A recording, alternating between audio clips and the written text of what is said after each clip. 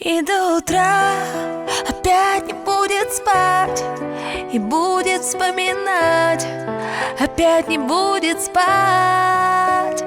И до утра опять не будет спать, и будет вспоминать, опять не будет спать.